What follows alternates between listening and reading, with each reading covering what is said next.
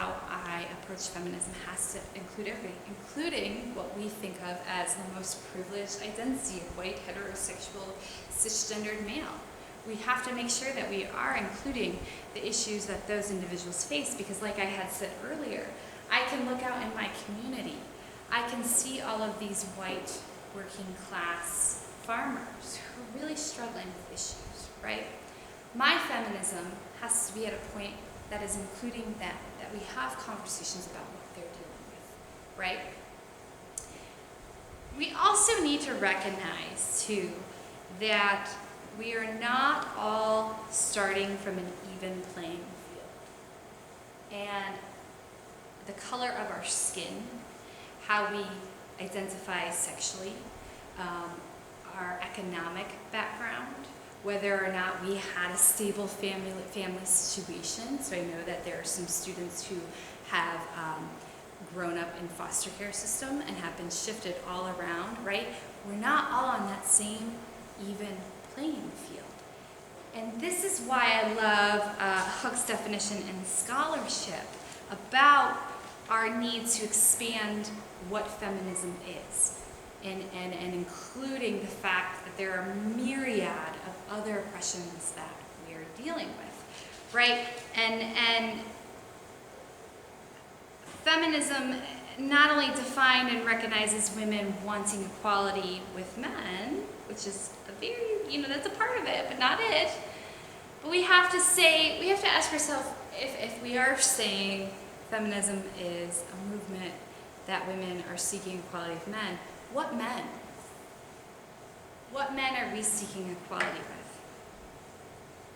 Is it the young black boy walking down the street with a hood on and getting shot?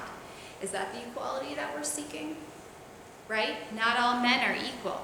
Not all men start out on an equal playing field. They don't have equal opportunities. Same for women. The opportunities that I have been given are greater than somebody else's. And then maybe in comparison to another woman, the opportunities I have been given are less, right? Feminism is so much deeper than just women's rights. And I know it's a lot to process. I know I threw a lot at you. This is what we're going to layer our learning. Right, we're going to each session just layer and layer and layer and layer upon it until you feel really strongly that you know what feminism is. My goal here in this course is not to make it so everybody, walks away of this course and says, I'm a feminist. I don't care if you identify as a feminist or not. You can gravitate towards that label. You can be very passionate about that label, or you can say, I still don't think I identify as a feminist. But if your actions are feminist, if they come from a place where you recognize what feminism aims to do, and maybe you support the feminist movement, but you still don't identify, then that's great. We all need to walk away from this course passionate about feminism. I hope you do. I really do, and I hope that you feel that the feminist movement is as inclusive as it possibly can be, right? When I had asked on day one, can a man be a feminist? And I'm so happy that so many of you said yes, because absolutely. With that being said, we don't have too much time, so I am going to talk about our assignment. Make sure you do that time management assignment that we had.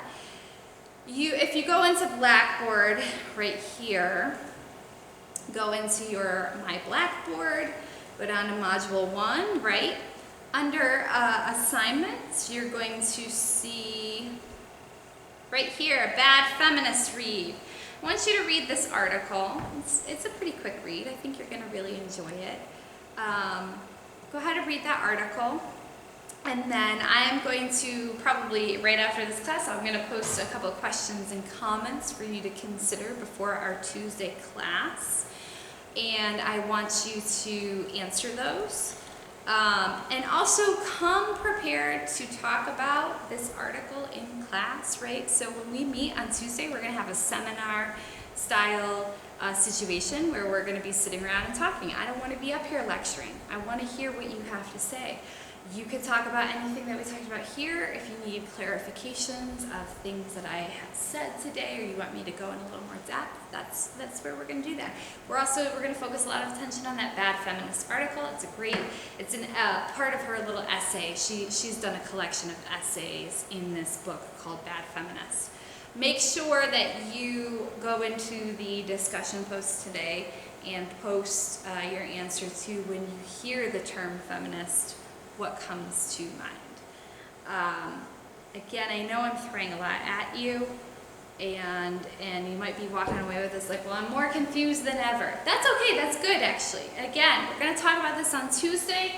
I will say too, our Mickey Kendall book, we go through each of the waves, right? So in detail, we'll talk about each of the waves in more detail as the semester progresses. So do not feel overwhelmed. If you have any questions, feel free to email me. I have also provided my cell phone number on the syllabus. Better to text me than call me. I'm bad with having my phone on me, but feel free to shoot me a text, whatever it may be, and be prepared to come in on Tuesday to talk about the article. All right, and that I think, well, that's all I'm going to do for today. So again, I'm going to actually post a really fun, I think it's like a 3-minute video clip. It's a comedian talking about feminism, poking fun of certain things. So I'll post that. If you have 3 extra minutes, go ahead and watch it. If you don't, we can watch it come Tuesday. So, all right, thank you everybody. I hope you have a great weekend. Try to get a little bit of sleep and relax a little bit, I guess, and make sure you do your reading and the discussion post. Otherwise, we're going to be sitting and just staring at each other on Tuesday. All right.